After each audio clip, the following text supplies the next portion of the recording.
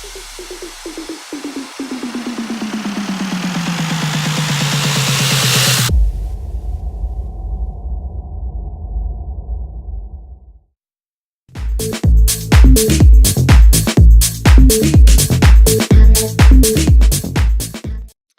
there, so in this second video we're going to have a look at combining bass parts for Tech House. So what we have here is a basic drum loop from the pack.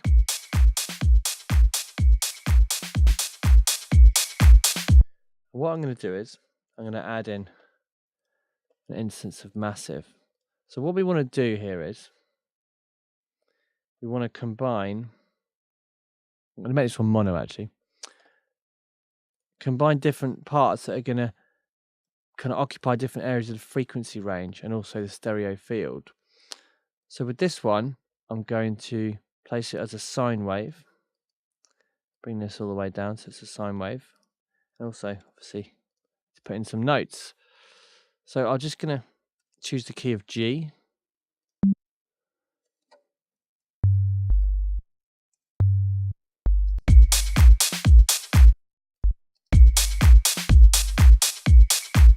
Draw in two notes. Bring up the sustain level. And what I'm also going to do is come to the oscillator section and just bring this up 2 semitones. And I'm going to apply some pitch bend to this part. Which means it's going to rise in pitch as the note plays. Which is quite a good little tip for getting some funky, groovy bass lines for Tech House.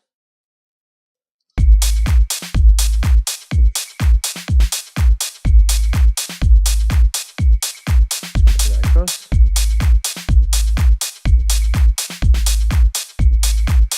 Now this is mono, which means that it's going to be completely the same sound coming out of both speakers, no stereo width whatsoever, which is how you want your sub basses to be. I could apply a little bit of distortion, a bit of overdrive to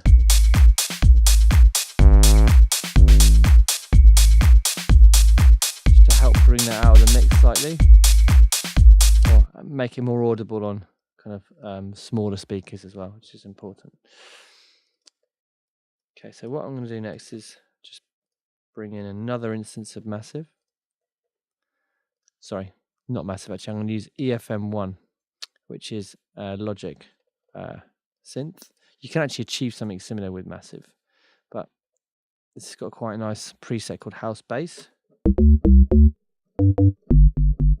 Good for kind of tech house. So I'm just going to kind of jam something over the top.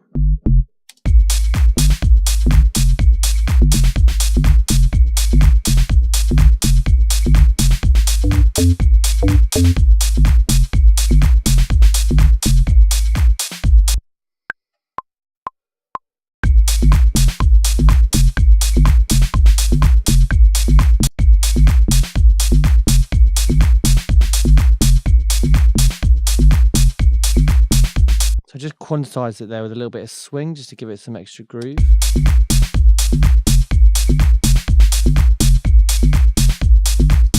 I'm going to bring that all down because I've lost any headroom.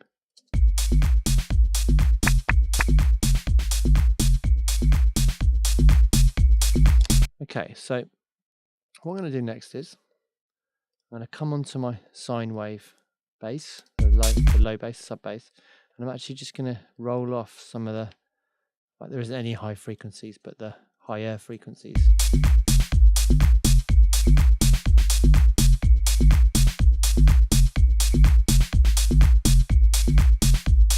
And I'm going to do the same with the FM1 sound. Now, this is really important so we don't get too many overlapping frequencies.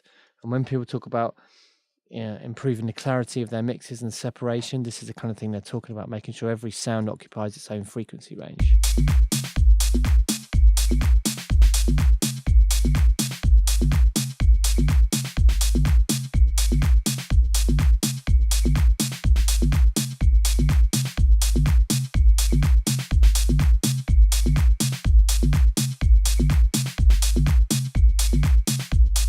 What we could also do now is apply some stereo widening to the higher bass sound. Maybe not in the kind of low mid area,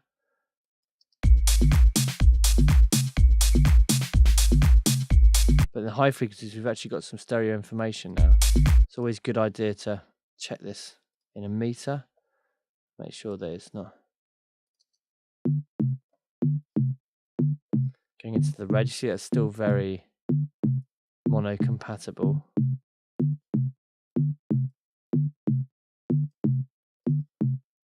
But there is a bit of stereo information in there.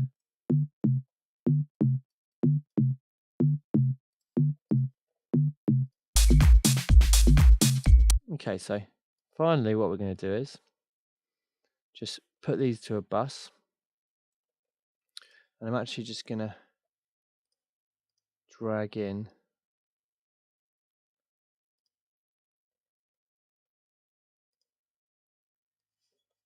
a kick drum from the pack.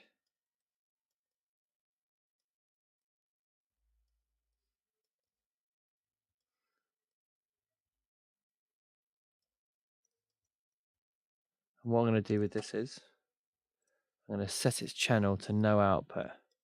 So that kick's not actually going to make any sound. It's going to be inaudible, but we're going to use it as a trigger for the compressor, which I'm going to apply to the bus to make sure that it's compressing both the sounds together. Now, I like to use the Studio VCA mode. If you're not using Logic, obviously you're not going to have this, but what you want is something which is quite responsive and is going to respond to the peaks. If it's too slow, then the sound's not going to actually pump at all. It's just going to be kind of constantly too low in volume.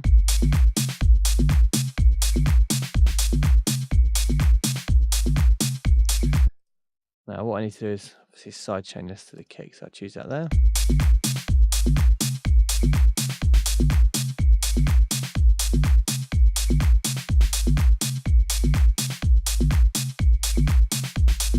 The release time is very important here because by changing the release time, you can actually change the groove slightly. So with a longer release, you're going to get kind of a slower pump, and a faster one is going to be more transparent and subtle.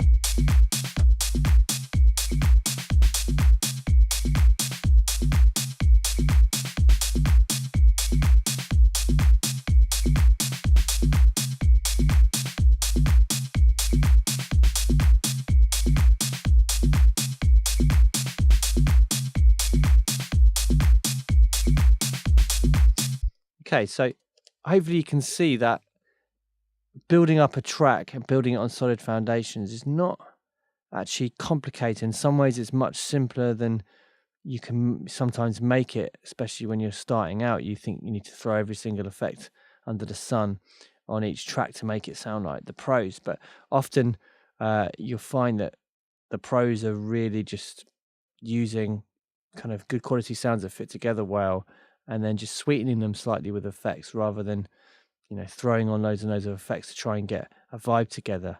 And a lot of it is just choosing sounds that are going to occupy different frequency ranges and helping them do that successfully by using EQ. And also using sidechain to be able to get the bass out the way of the kick drum, so they both have room to breathe and also add a bit of extra groove. So I hope you found that useful and it's given you some insights into building up a tech house groove. Thanks for watching. Remember, at Sample Tools by CR2, we also offer a mixing and mastering service. All you need to do is go to the CR2 Records website, click on the Store tab, then Studio, and all the information is contained there. Thanks a lot.